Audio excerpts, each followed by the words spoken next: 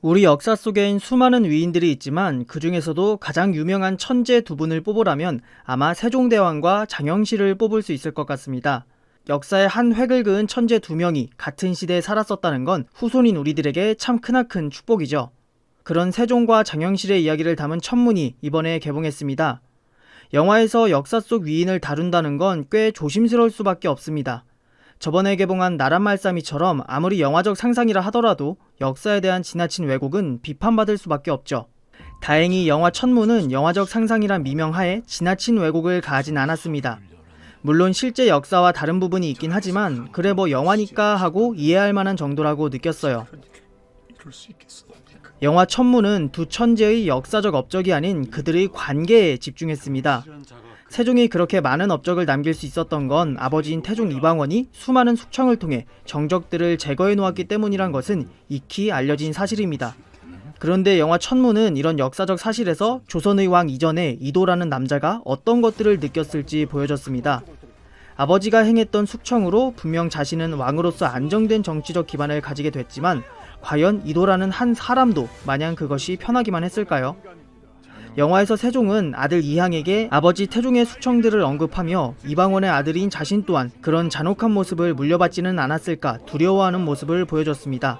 아버지의 안 좋은 모습을 자신도 가지고 있지 않을까 걱정하는 아들의 모습은 굉장히 현실적이었죠.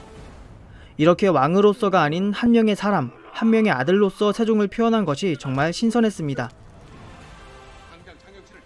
천문이 다루는 이야기의 중심은 세종과 장영실의 우정이었습니다. 브로맨스라고 하죠. 연인관계만큼이나 애틋한 남자들의 끈끈한 우정이요.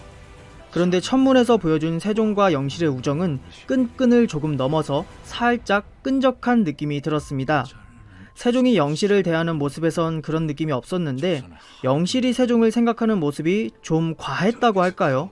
만약 배우 최민식님과 한석규님이 역할을 바꿔서 연기했다면 바로 브로크백 마운틴이 떠오르지 않을까 싶을 정도로 영화에서 영실은 세종에게 큰 애착을 보였습니다.